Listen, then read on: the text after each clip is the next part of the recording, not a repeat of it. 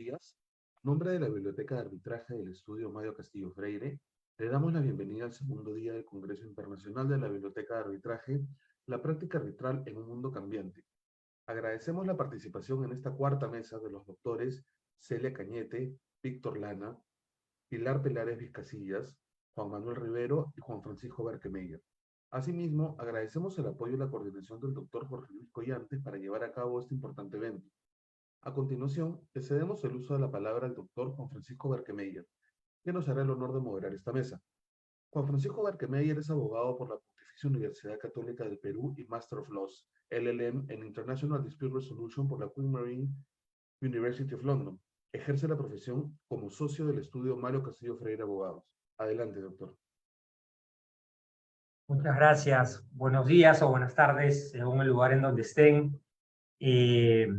Me ha tocado el honor de moderar la mesa 4 sobre soft law y derecho uniforme, que está compuesta por Celia Cañete, Víctor Lana, Pilar Perales Vizcasillas y Juan Manuel Rivero.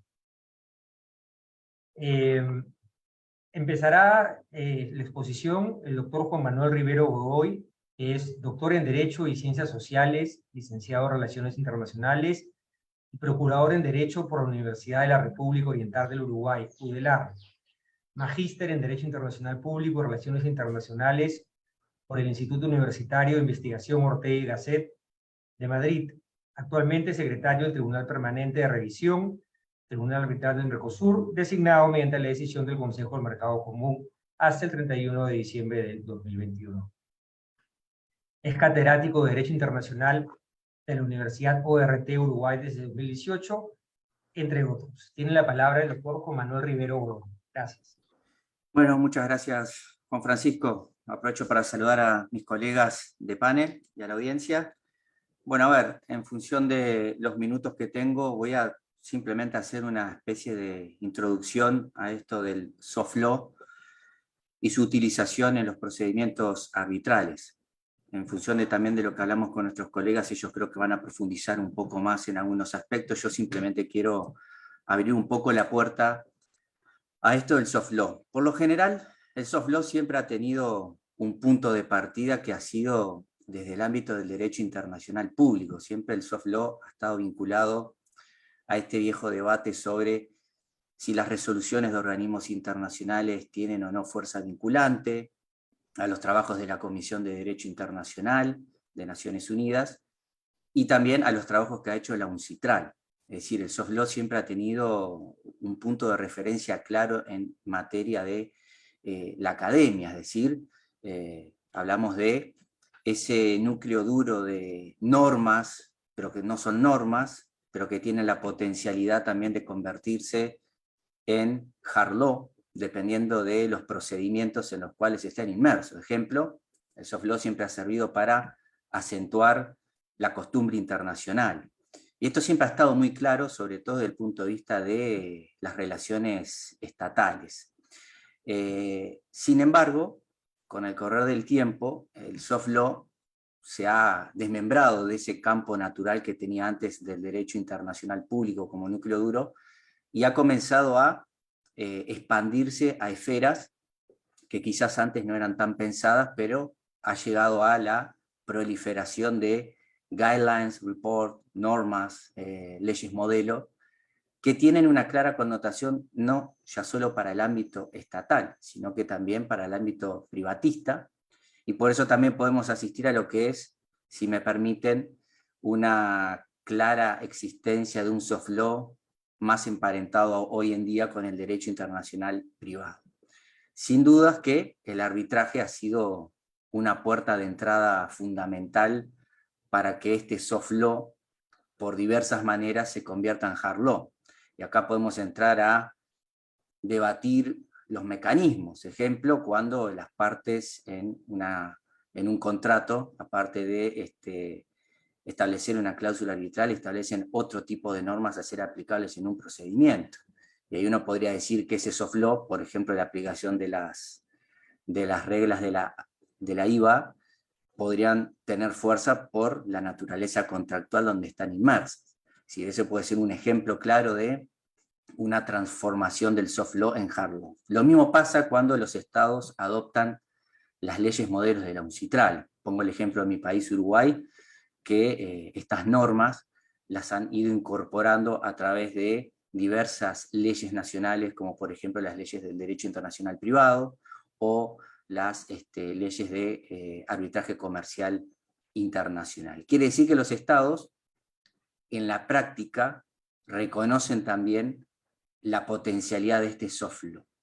Ahora bien, a mí me da un poco interés analizar específicamente algunas particularidades que tienen, por ejemplo, mi país, Uruguay, porque ha sido gran activista en tema de UNCITRAL y siempre ha seguido los lineamientos en materia de las leyes modelo, pero plantea algunas particularidades en cuanto a qué potestad tienen las partes en un contrato de adoptar determinado tipo de normas, ¿sí?, que le llaman normas de derecho, sin mucha aclaración.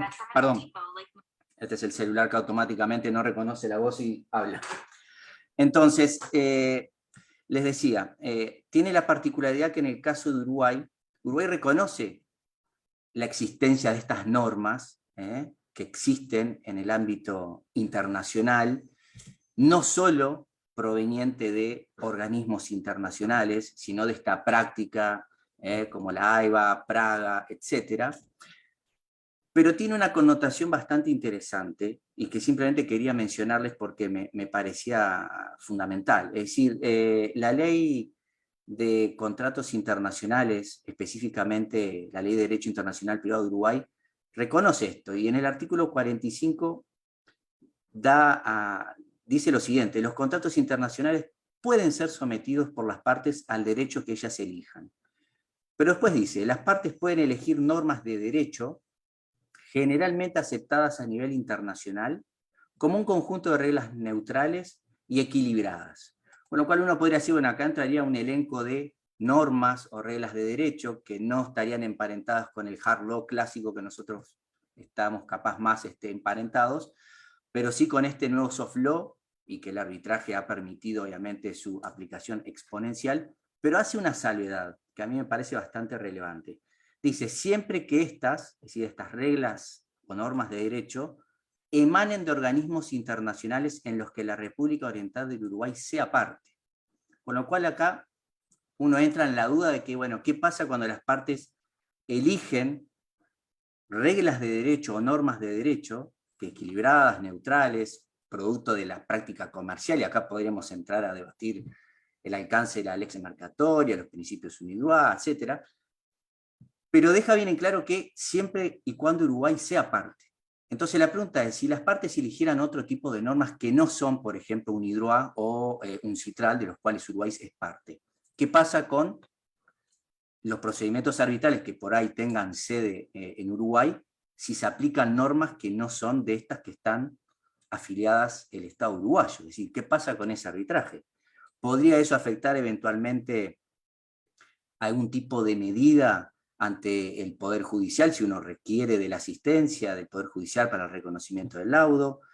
No queda muy claro si en realidad podría pedirse una nulidad, porque esto estaría afectando de alguna manera el orden público internacional del Estado. Es decir, la ley de arbitraje comercial de Uruguay establece eso justamente, ¿verdad? Que una de las causas para la nulidad es justamente la afectación del orden público internacional. Pero vean que ahí habría que empezar a hilar fino sobre, bueno, qué cuestiones del procedimiento, qué cuestiones de los derechos de fondo, etcétera, que están involucrados en el arbitraje podrían afectar el orden público internacional de Uruguay por la aplicación de estas normas de soft law.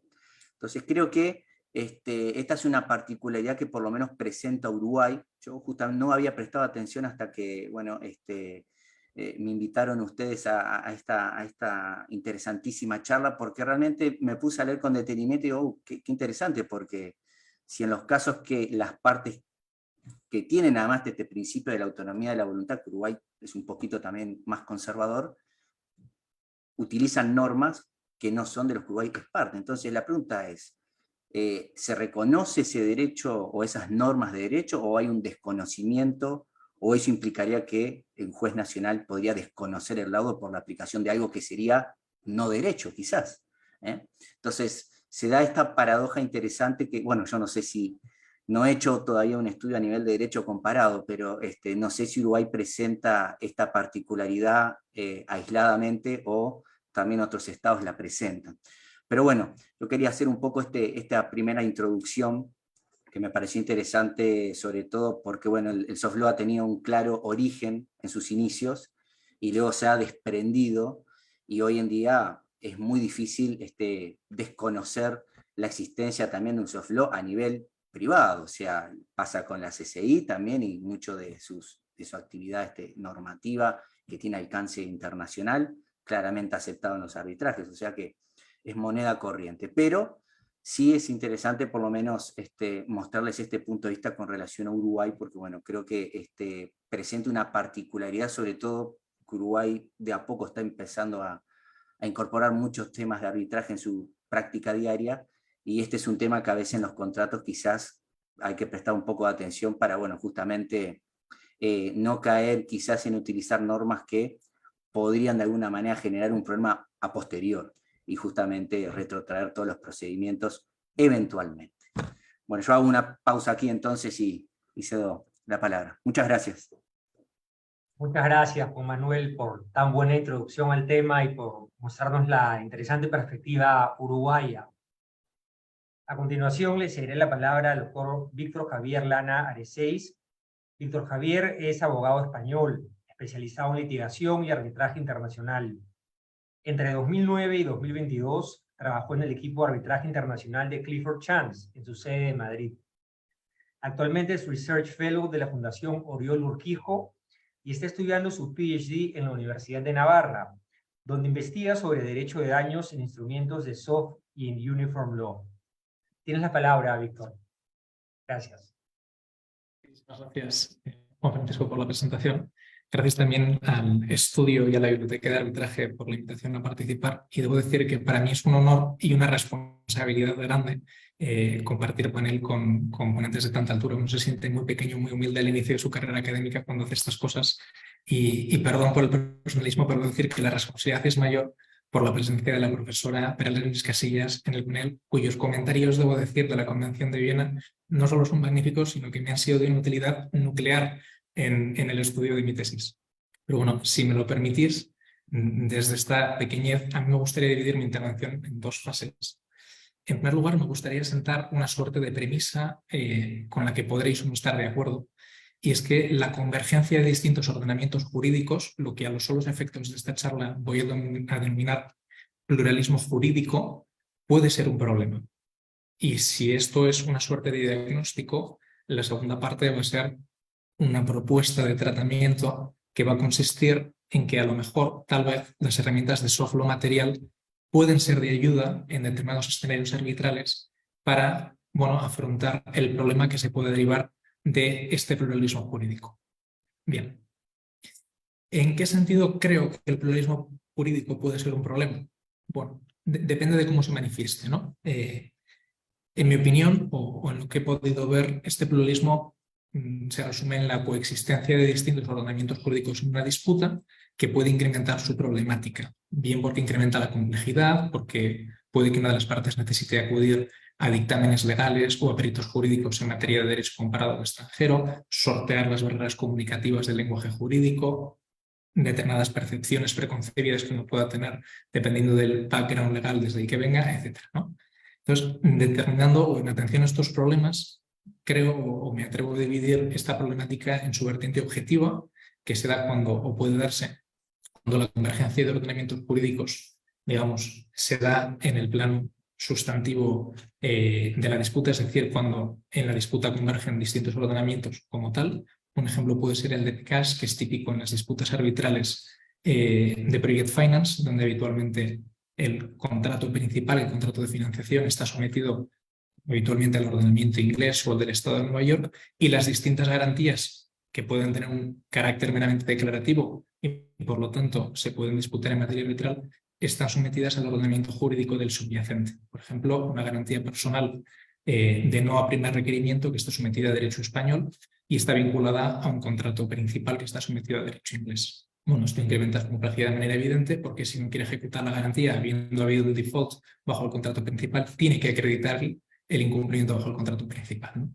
Pero esta convergencia también puede ser subjetiva y en mi cortita experiencia he visto que se da principalmente cuando entre las distintas partes en un sentido amplio de la disputa, por supuesto que las partes, los abogados o los árbitros, existe un background o proviene de un background legal diferente al del derecho que debe ser aplicado. Y me gustaría centrarme precisamente en este caso, ¿no? En aquellos casos en los que el árbitro procede de un background jurídico distinto al del derecho con base en el cual debe resolver la disputa. Por ejemplificarlo, pongamos que estamos ante una disputa entre una parte española y otra peruana que está sometida a derecho colombiano y para cuya resolución la Corte de la Cámara de Comercio de Lima nombra a un árbitro italiano, a un árbitro único italiano. Bien, pues ante estos escenarios hay literatura jurídica que sostiene que este decalaje entre la ley aplicable y el bagaje de los árbitros puede afectar no solo la eficiencia del proceso, sino su calidad. Un ejemplo que a mí me parece que es muy ilustrativo lo aporta el profesor Andrea Respondak, que es el que encabeza, digamos, que esta parte de la doctrina, quien se hace con un paper de 2014 de un laudo dictado por un árbitro de un país del common law en relación con una disputa contractual sometida a un ordenamiento de derecho civil. Entonces, el profesor Respondak comenta que el laudo dedica una parte ingente de su extensión a discutir categorías jurídicas propias del common law, como la consideration, que poco o nada tienen que ver con la disputa de derecho civil, ¿no? Entonces el resultado es una suerte de Frankenstein jurídico en el que se está resolviendo una disputa de derecho civil con razonamientos jurídicos propios de derecho anglosajón, ¿no? Entonces, ante estos escenarios, ante estos problemas, ¿cuál es la solución que plantea Responde? Bueno, él sugiere que lo que las Cortes deben hacer en la nominación de árbitros es tener mucho más en cuenta el background de las partes, el background, perdón, de los árbitros a la hora de decidir quién debe resolver qué clase de disputas. En concreto, él sostiene que, bueno, que disputas de ordenamientos propios del common law hay árbitros en formación de common law y viceversa, ¿no? Bien, no voy a ser yo quien cuestione, desde luego, la propuesta de Responde, que me parece que es muy interesante, pero él mismo reconoce que uno de los problemas con los que se puede topar es que en muchos casos las Cortes tienen en cuenta la nacionalidad, que sin estar necesariamente ligada, tiene mucho que ver con el background de las partes a la hora de nombrar a los árbitros. Entonces, y entro en la segunda parte de mi intervención, lo que creo es que tal vez en escenarios como estos, las herramientas de soft law pueden ser útiles. ¿Y en qué medida pueden serlo? No las voy a definir, creo que las han definido fantásticamente los de soft law material, me estoy refiriendo el doctor Rivero. Creo que pueden ser útiles en el sentido en que Alexius Moore lo defendía en relación con las normas de soft law procesales, o sí, en un discurso que dio en la inauguración del 12º Congreso de Arbitraje de Río de Janeiro en 2016, afirmando que son útiles porque establecen un marco común de juego, establecen un mismo marco conceptual y contribuyen a apaciguar y salvar los problemas que surgen de la ausencia de una norma uniforme. Y es en este sentido en el que creo que pueden ser útiles. O sea, pueden catalizar la interpretación de un ordenamiento que a uno no le es propio. Y de esta forma no hacen sino cumplir precisamente con una de las funciones que los principios unidos en sus preámbulos reconocen como propias, y es servir a la hora de interpretar y complementar los distintos derechos nacionales. En resumidas cuentas, no me quiero extender más. Creo que una posible solución a los problemas que se derivan del pluralismo jurídico pasa por dar un marco común, no en clave sincrética, que creo que es por donde el doctor Rivero aterrizaba su crítica, sino en clave armonizadora a los derechos aplicables a las distintas disputas. ¿Cómo? Pues, en mi opinión, puede pasar por sugerir una interpretación armonizada del derecho aplicable a la luz de la herramienta de soft law que tenga una mayor vinculación con ese derecho y el árbitro.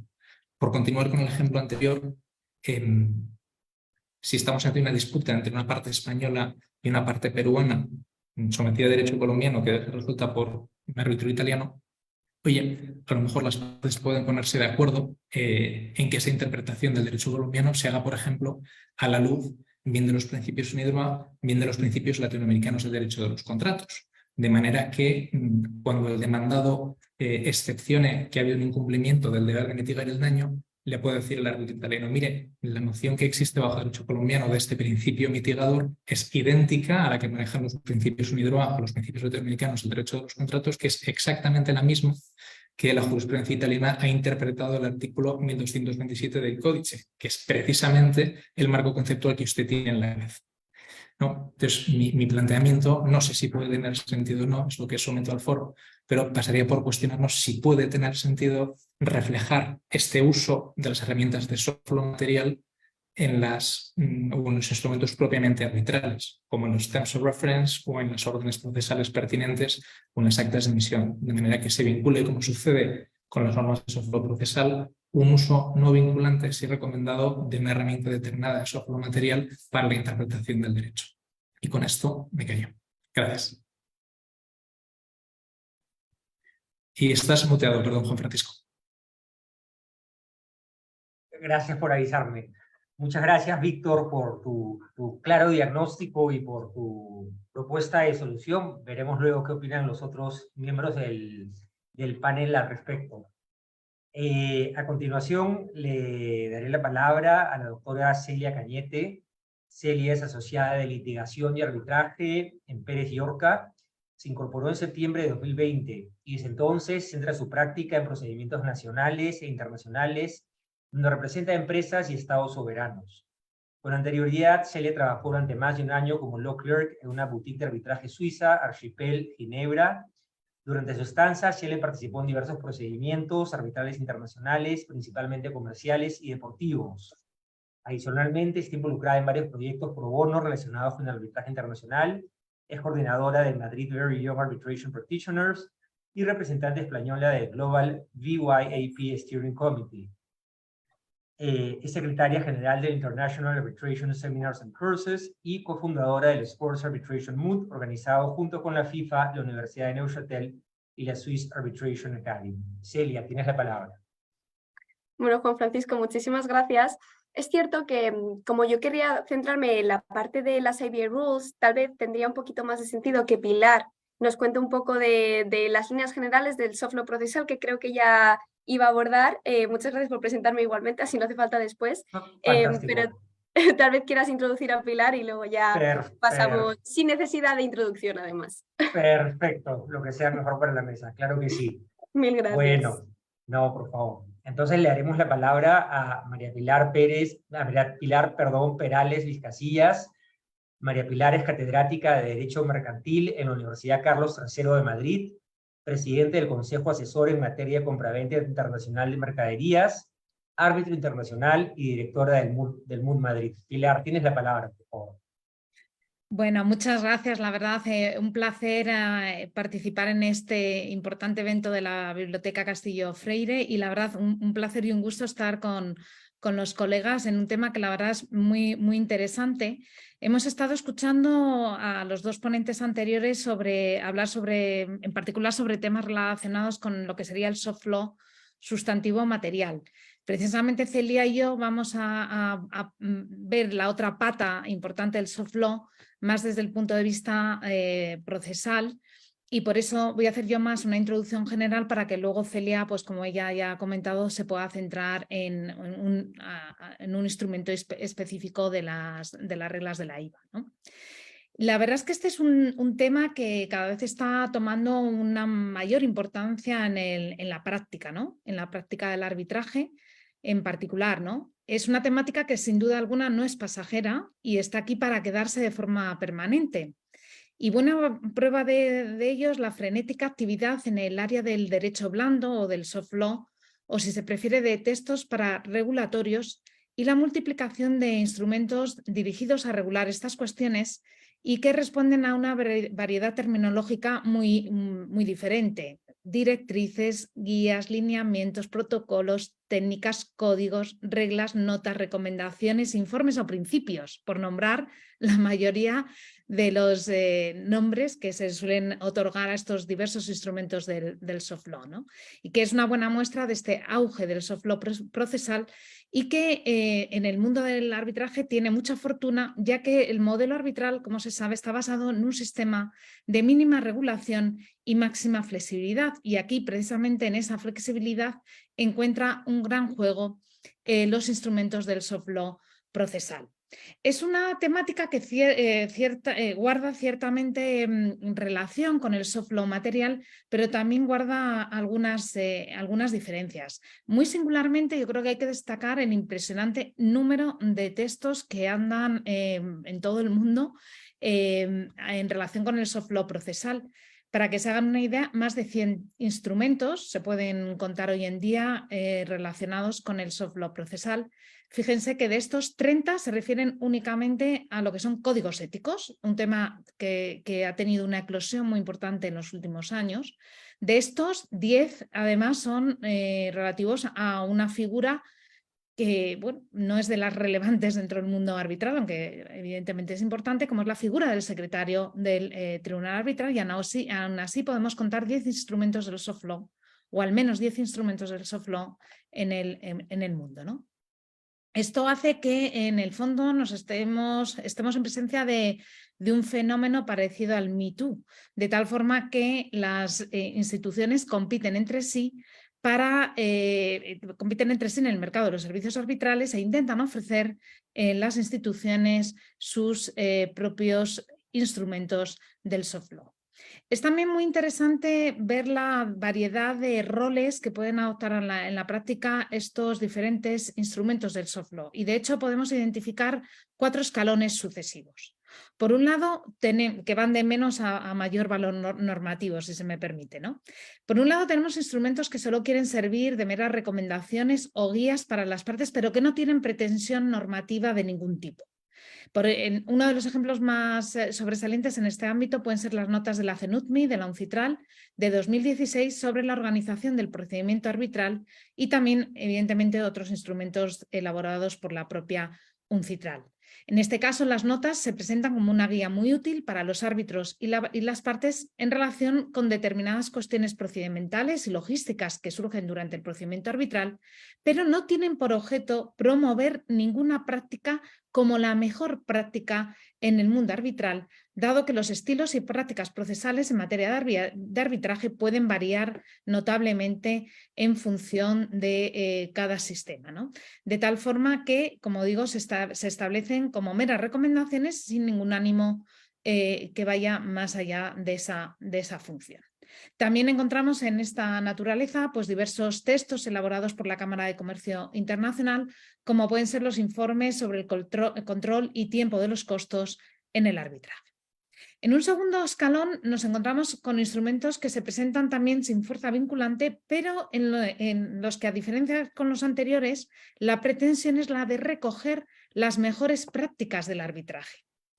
En este sentido, vemos instrumentos de la IVA, como las directrices de la IVA para la redacción de cláusulas de arbitraje, o incluso las directrices de la IVA sobre conflictos de interés en el arbitraje internacional. En el ámbito español encontramos así también las recomendaciones del Club Español del Arbitraje relativas a la independencia e imparcialidad de los árbitros. En el fondo, en esta variedad de instrumentos en los que estoy ahora en esta categoría, nos recuerda mucho al universo del derecho, dentro del derecho material, a la idea de los usos mercantiles o la lex mercatoria, porque se trata, en definitiva, de construir una lex arbitralis universal, un jus comune del arbitraje o una lex proceduralia, evocando la universalmente conocida lex mercatoria. Pasando al siguiente escalón, encontramos instrumentos cuyo objetivo es su incorporación al acuerdo de las partes. Aquí sí se pretende que estos instrumentos sean o se conviertan o pasen del soft law al hard law, como antes se ha comentado. Aquí encontramos los típicos instrumentos de la IVA sobre práctica de la prueba y las de representación de parte, y las reglas de Praga, que son ejemplos precisamente de esta cuestión, ¿no? Aquí las formas en las cuales lógicamente se puede llegar al acuerdo por las partes para la inclusión de estos instrumentos varía, porque puede ser desde la propia inclusión en el propio convenio arbitral, o, como se ve muy frecuentemente en la práctica, mediante la incorporación en el acta de emisión o la primera orden procesal, ya sea porque así lo sugieren las partes o porque los árbitros lo sugieren a las mismas, y entre ellos, entre todos, se acuerda la incorporación de estos instrumentos en el proceso arbitral. Además, encontramos el interesante fenómeno del soft law dentro del soft law. Esto es la incorporación por referencia que se evidencia en los reglamentos arbitrales de última generación. Y aquí me refiero a aquellos instrumentos que se elaboran a partir del año 2014 y que parten del reglamento de la London Court of International Arbitration, la LCIA, que es la que inauguró esta tendencia en el artículo 18 de su reglamento mediante la incorporación de reglas relativas a la conducta de los abogados. Esta práctica ha sido seguida y en la actualidad encontramos en muchísimos países, en reglamentos arbitrales de muchísimas instituciones en Portugal, en Australia, en Filipinas, Nueva Zelanda, etcétera, pues ejemplos de este tipo, incorporando, por ejemplo, reglas de la IVA sobre conflictos de interés, las de prueba o las de representación de parte. Encontramos también una tendencia a que en algunas instituciones arbitrales las declaraciones de independencia e imparcialidad de los árbitros contengan asimismo la incorporación por referencia de los instrumentos, especialmente los de conflictos de intereses, en relación con el arbitraje, ¿no? De tal forma que nos encontramos con esta incorporación directa o indirecta de estos instrumentos del soft law. Pero es el último escalón, y ya voy finalizando, el que realmente está generando un controvertido debate en el mundo del arbitraje, porque en este caso se trata de la posible invocación de la aplicación de los instrumentos del soft law procesal de oficio por los propios árbitros. Y es aquí donde nos encontramos con un debate bastante encendido, especialmente en relación con las reglas de la IVA sobre representación, porque la legitimidad del instrumento, la legitimidad del proceso es lo que realmente se pone en cuestión por parte de un importante sector de la doctrina, en la medida en la que los árbitros van a ser ellos los que van a decir ex oficio la incorporación obligatoria de normas en las que las partes posiblemente no ni siquiera pensaron en un momento inicial en su posible aplicación al arbitraje. Y este es un debate que ahora mismo está muy encendido, muy enconado, y que estoy segura va a continuar en los próximos años. Muchas gracias por la atención. Muchísimas gracias a ti, Pilar, por tu exposición tan ordenada, bien estructurada y detallada sobre este tema, y veremos en la segunda ronda qué dicen los otros miembros del panel. Ahora sí, Celia, te damos la palabra, ya que nos has exonerado de nueva presentación. Por favor, adelante, Celia. Millones de gracias, Juan Francisco. Bueno, antes de nada, obviamente me voy a unir a los agradecimientos de mis compañeros al estudio, a la biblioteca. Gracias por contar conmigo para este Congreso Internacional. Gracias a ti, Juan Francisco, por la excelente coordinación y por dedicarnos tiempo. Y lo cierto es que me siento un poco como Víctor, ¿no? Yo me siento muy pequeñita, además soy bastante pequeñita, por tanto como que cuadra. Y para mí es un lujo estar en un panel y particularmente compartir con Pilar, que bueno, viene de la universidad donde yo me formé y sin duda es una de mis referentes en la vida, tal cual. Así que, bueno, como ya he estado adelantando, sí que ya que hemos marcado un poco el contexto general del soft law material, que Pilar nos ha dado las principales líneas sobre el soft law procesal, yo querría fijar un poquito el enfoque en un par de instrumentos que son muy comúnmente utilizados como fuentes de soft law procesal, que son las reglas de la International Bar Association, la IVA, como hemos estado comentando. Como ha diagnosticado Víctor antes, es cierto que la convergencia entre árbitros, partes, instituciones, diferentes backgrounds, ha supuesto una proliferación del uso de las herramientas de soft law. Y bueno, aquí se ha generado un debate que yo también ya lo dejo a criterio de mis compañeros y de los oyentes que están ahora y los que escuchen esto más adelante, que es que parece ser que puede existir una posición de que esta proliferación del soft law procesal es una patología del arbitraje, mientras que para otros autores esto supone una sensación de madurez de la comunidad arbitral. Entonces, tal vez mis compañeros tengan nuevas denominaciones sobre esto, pero la realidad es que dos de los instrumentos de soft law procesal más utilizados en el arbitraje internacional son las reglas de la IVA sobre práctica de prueba y las directrices de la IVA sobre conflicto de interés. Como no tenemos mucho tiempo, vamos a centrarnos en estas segundas, las directrices sobre conflicto de interés, ya que además vamos a abordar un par de sentencias relevantes que son recientes y que han vuelto a poner este tema por encima, pues encima de la mesa. Las directrices de la IVA sobre conflicto de interés tampoco son ninguna novedad. Realmente su elaboración se remonta a los años 80, que fue cuando la IVA publicó sus reglas éticas para arbitrajes internacionales.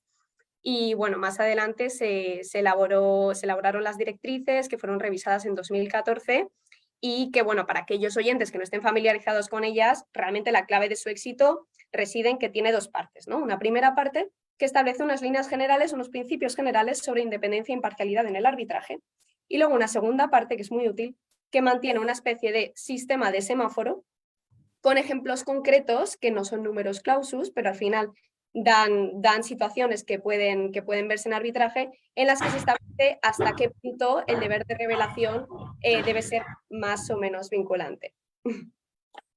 De hecho, hago especial hincapié en que no es números clausus, porque al final el working group que las elaboró dejó muy claro que este tipo de situaciones tienen que entenderse desde un punto de vista del sentido común, ¿no? No se trata de que se genere un formalismo innecesario, sino que al final esto pues, tiene esa voluntad de armonizar y de facilitar el procedimiento arbitral independientemente de la institución que esté que está administrando el arbitraje. Y esto es también uno de los elementos que las diferencia pues, de otras reglas que, como Pilar ya ha mencionado, y que todos conocemos y utilizamos en la práctica habitual, que se refieren a conflictos de intereses y, sin embargo, se centran un poquito más en procedimientos específicos, pues como puede ser las previsiones que están en el reglamento de la CCI, la nota de la CCI, de ICSID, el código ético de Charter Institute of Arbitrators. O sea, hay muchísimos y al final las reglas de la IVA lo que hacen un poco es unificar. Pero bueno, el uso extensivo de las reglas de la IVA tampoco es que lo diga yo, sino que fue la propia IVA quien sacó un reporte en el año 2016 en el que se estableció la importancia que tenía el uso de las reglas de la IVA en arbitraje internacional. Tanto como para ver que incluso tribunales jurisdiccionales en Europa han hecho expresa referencia a las reglas de la IVA, pues como ha pasado con el Tribunal Superior de Justicia de Madrid, como ha pasado con el Tribunal Supremo Austriaco, e incluso, pues como adelantaba Pilar, como también mencionaba Juan Manuel, se han convertido en hard law en instrumentos como el CETA, ¿no? el acuerdo Canada-Europe Trade Agreement, que bueno, al final pues da esa sensación de la importancia que tienen las reglas de la IVA, tanto como para convertirse en hard law, en un instrumento internacional que es vinculante entre los estados signatarios. Y como venía adelantando, diremos, y para hacernos también un poco de update para todos los oyentes, me gustaría hacer referencia a dos sentencias. He escogido una de cada sistema, una de Civil Law Country, una de Common Law Country, para que tengamos una especie de visión global, que han reabierto el debate sobre el conflicto de intereses y que además pues, han reasegurado la importancia que tiene la utilización de las directrices de la IVA sobre conflictos de intereses en arbitraje internacional. La primera sentencia es muy reciente, tanto que debe tener un mes, un poquito más, es del pasado 10 de enero de 2023. Es una sentencia de la Cour d'Appel de París en la que se anula un laudo arbitral tras el conocimiento sobrevenido de la relación estrecha entre un árbitro y el abogado de una de las partes. Esta relación pues, se conoció tras la publicación de un obituario por parte del abogado hacia el árbitro, y si bien la Cour d'Appel no menciona expresamente las directrices de la IVA, sí que dice que esa relación estrecha debería haberse comunicado a lo largo del arbitraje, que esto es precisamente algo que está previsto en las reglas de la IVA, en la Orange List, en ese sistema semáforo que hemos mencionado antes, en el punto 336, que es la existencia de una relación de amistad.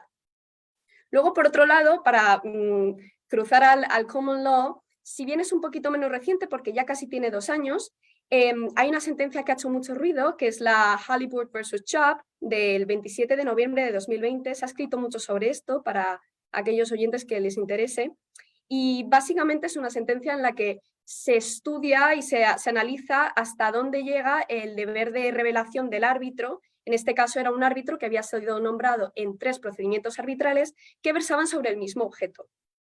Pues bien, en este caso el Tribunal Supremo inglés sí que menciona las reglas de la IVA y textualmente dice que son una buena práctica arbitral que es reconocida internacionalmente. Es decir, que llega al Tribunal Supremo y pone encima de la mesa las reglas de la IVA como un instrumento claramente aceptado también en un sistema de common law. En este caso es verdad que el derecho aplicable era el derecho inglés, que por supuesto siempre va a ser más vinculante que las directrices de la IVA, pero es una clara evidencia de cómo las reglas de la IVA se han estabilizado en el marco internacional independientemente del sistema jurídico en el que practiquemos derecho.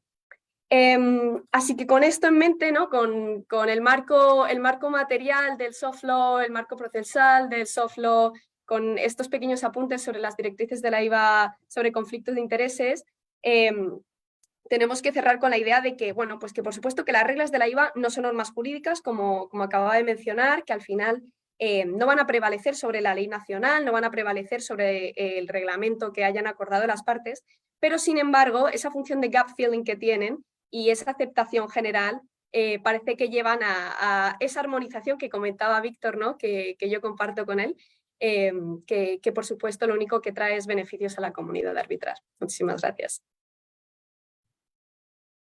Muchísimas gracias, Celia, por tan buena exposición, y qué interesante realmente el caso de la Cour d'Appel de París. No lo conocía, pero qué interesante que a través del obituario del abogado, y ya ha pasado el arbitraje, se haya conocido sobre esa cercanía y se haya procedido a anular el laudo, ¿no? Definitivamente nos muestra la importancia totalmente extendida de las reglas de la IVA en el arbitraje, y particularmente en el internacional, pero cada vez más también en el nacional de cada país.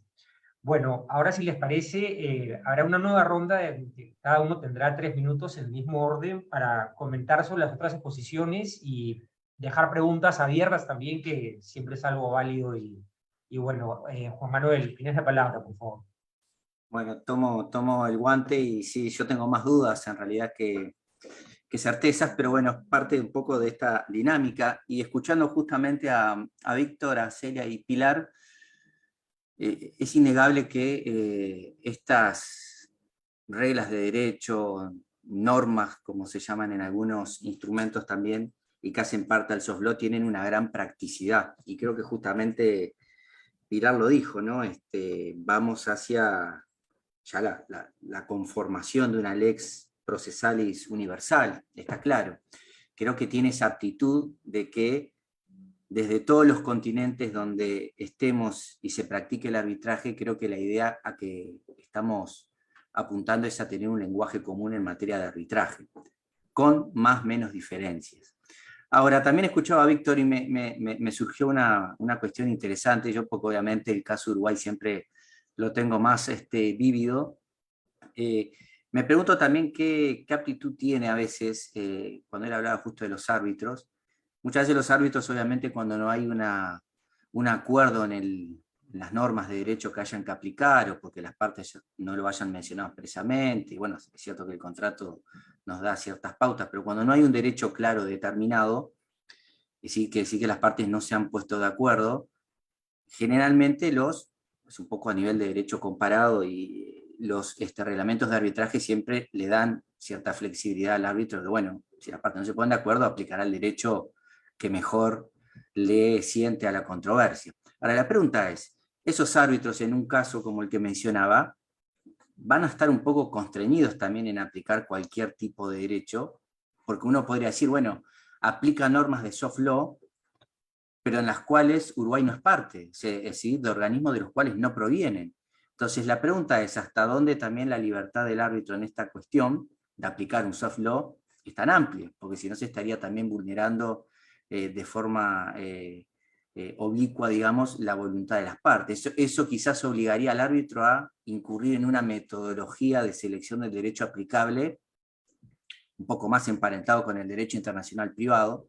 Yo también lo digo mucho porque acá en Latinoamérica, y sobre todo en el cono sur, somos muy, seguimos muchas estas doctrinas tan de núcleo duro, mucho más conservador, pero que sin ningún lugar a dudas para los jueces sobre todo puede significar una cuestión no menor, sobre todo para aquel que es un litigante nato y que puede identificar esto como un punto de debilidad para decir, bueno, a ver, el árbitro ha elegido normas de soft law, es cierto que el reglamento lo permite, pero en el caso de Uruguay estas normas no pertenecen a organismos de los cuales el Estado es parte, por lo tanto desconozco la aplicación y el árbitro no debería haber traspasado esos límites. Eso da lugar a que, y ahí entramos un poco en el limbo, porque tampoco la normativa en el caso de Uruguay nos dice si esa es tiene una posibilidad real de poder anularse el laudo por esta cuestión,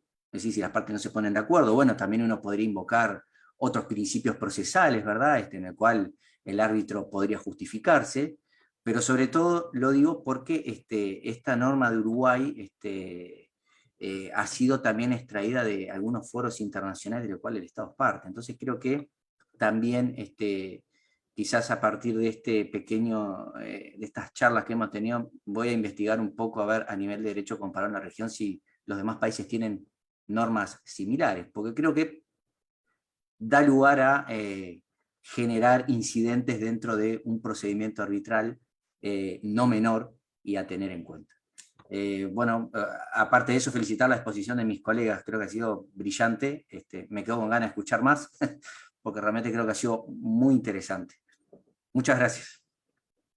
Gracias, Juan Manuel. Víctor, tienes la palabra, por favor. Muchísimas gracias. Sí, yo realmente tenía un apunte muy breve a raíz de la intervención de Juan Manuel. Y es que me pareció muy interesante el artículo 45 que comentaba, porque a mí me lleva a plantearme el por qué. ¿Por qué un Estado se plantea excepcionar o exceptuar la aplicación como norma sustantiva de aquellos ordenamientos o cuerpos del soft law material elaborados por instituciones de los que ese Estado no sea parte? Entonces yo creo que esto enraiza con el debate clásico en el que nos puede ilustrar particularmente Pilar al respecto de la legitimidad democrática, en este caso del derecho uniforme, trasladado al soft law. Y es que efectivamente, no lo sé, Juan Manuel, si tú tienes la respuesta, pero podría ir por ahí. Perdón, Víctor, sí, justo no dejar pasar. Yo quizás puedo llegar a pensar, quizás porque yo estoy más, si bien ahora estoy más para el lado estatal, por decirlo de alguna manera, me da la sensación también, es una leve suposición, pero producto de la experiencia de estar con estados, que creo que es una forma de que los estados también se enfrentan a una situación pragmática de que no son ya los únicos creadores de derecho. Entonces creo que eso de alguna manera implica un reconocimiento expreso, y creo que el caso Uruguay justamente es una prueba de que, bueno, yo reconozco la existencia de un soft law, siempre y cuando yo sea parte de esos organismos internacionales. Entonces creo que también el Estado hoy en día, o los Estados se han visto desbordados por esta creación en paralelo de un soft law más privatista, y creo que por ahí puede estar una explicación, no la única, pero es un termómetro que yo quizás puedo un poco verlo porque estoy en el día a día con Estados. Creo que es esa un poco quizás una leve explicación. Gracias, Víctor, perdón la interrupción. Gracias a ti, gracias a ti por la aclaración, Juan Manuel. Y efectivamente esa es realmente la pregunta que me suscita, ¿no? El conjunto internacional, y es cuál es la legitimidad real de estas herramientas, tanto en su vertiente material como procesal. Y ya para terminar, en relación con la tendencia a la que apuntaba Pilar y que constataba Celia, en cuanto al derecho suave procesal, el soft law procesal, lo cierto es que el soft law material ya ha tenido su encaje y su reflejo en jurisprudencia como la española. Tengo delante de mí una sentencia de enero de 2019, donde meses antes de que el coronavirus estallase, nuestro Tribunal Supremo, el Tribunal Supremo Español, se planteaba qué encaje puede tener eso que hoy llamamos reequilibrio de la equivalencia de prestaciones, precisamente la cláusula rebus, o el hardship, que Celia conoce también, con base no en nuestro derecho, sino en el derecho uniforme y comparado. De hecho, termina resolviendo que el hardship o la rebus tienen un buen encaje en el derecho español, interpretando nuestra jurisprudencia y nuestro Código Civil a la luz de los principios europeos del derecho de los contratos, como principal fundamento de la sentencia, haciendo un uso de una interpretación a la luz del contexto actual de la norma. Lo que de nuevo me devuelve el punto inicial, ¿no? O sea, puede ser la legitimidad detrás de estas herramientas. Y por lo demás, yo también reitero mi agradecimiento, ha sido un placer y me apena que no tengamos más tiempo. Muchas gracias. Muchísimas gracias, Víctor. Pilar, por favor, tienes la palabra. Nada, muy rápidamente, la verdad que, bueno, felicitar a mis colegas porque la verdad que han hecho exposiciones súper interesantes y yo igual me da mucha pena que no tengamos mucho tiempo para el debate, pero bueno, en relación, quería hacer un par de comentarios, ¿no? En relación con la norma de Uruguay que hemos estado comentando y que Juan Manuel ha traído nuestra atención sobre ella, me estaba preguntando, porque eso no me ha quedado muy claro, es en qué medida la ley de arbitraje de Uruguay, las normas de arbitraje de Uruguay, permiten a los árbitros la elección de normas de derecho, porque si eso es así, la legitimidad para los árbitros en cuanto a la elección de cualquier tipo de instrumento del soft law y no únicamente aquellos aceptados por o aquellos en los cuales Uruguay forme parte de por la categoría que hace este artículo 45, pues podría dar legitimidad al árbitro. Yo me temo o intuyo que la ley de Uruguay no lo permite, no permite a los árbitros escoger las normas de derecho aplicable, a los árbitros solo pueden escoger la ley. Ese es el sistema clásico del artículo 28 de la ley modelo que ha sido así traspasado en muchos ordenamientos. No es el caso de España, no es el caso de Perú, por ejemplo, porque nosotros hemos salido más allá de la norma de la ley modelo para permitir a los árbitros la elección de las normas de derecho aplicable y no únicamente la ley. Esto es una gran diferencia a cómo el juez nacional, por ejemplo, bajo el sistema europeo con el Reglamento de Roma, elige el derecho aplicable para resolver una cuestión versus cómo un árbitro amparado por las normas arbitrales puede elegir soft law si está amparado por la propia ley de arbitraje. Y quería en este sentido recordar una muy importante cuestión que manejan casi todas las leyes de arbitraje en el mundo, y es que todas ordenan a los árbitros que los árbitros escojan los usos mercantiles, que apliquen los usos mercantiles, porque esa es una vía indirecta en la cual el soft law puede tener entrada también en el mundo arbitral. En relación también con la interesante exposición que ha hecho Víctor, quería comentar que, por si le sirve de algo, que estamos viendo en la práctica. Yo estoy en algún arbitraje con parte estadounidense, parte española, derecho aplicable español, árbitro estadounidense, presidente suizo, coárbitro español, en el cual las partes han aclarado en el acta de emisión que ese derecho aplicable, es el derecho español, va a ser interpretado a la luz de los principios UNIDROIT y de los principios de derecho contractual europeo. Una buena muestra de que la jurisprudencia española está calando también en lo que es la práctica del mundo arbitral, ¿no? Y luego, pues nada, en relación con lo que ha explicado Celia, pues no puedo estar más de acuerdo en todo lo que ha dicho. Las reglas de la IVA sobre conflictos de intereses son muy usadas. En nuestro caso, el TSJ las utiliza perfectamente como marco de referencia, aunque eso sí, aclarando que no son vinculantes, lo cual es cierto, pero no impide que desde luego sean muy utilizadas en la práctica, y esto nos hace ver la importancia, ¿no?, práctica que tienen todos estos instrumentos, ya sean del soft law material o del soft law procesal, en el mundo arbitral. Simplemente para finalizar, Juan Manuel, por si te sirve de referencia, hay un sistema algo parecido al uruguayo que has comentado en la Convención Interamericana sobre Derecho Aplicable a los Contratos Internacionales, la CIDIP. Ahí, si ves los artículos 9 y 10, ves algo que parece o parecido a un poco a lo que es la normativa en Uruguay. Correcto, es verdad. Sí, es correcto. Me callo. Gracias. Muchísimas gracias, Pilar. Celia, por favor, tienes la palabra. Bueno, reiterar los agradecimientos una vez más. Ha sido un ratito breve, pero muy agradable, así que, y sobre todo muy enriquecedor.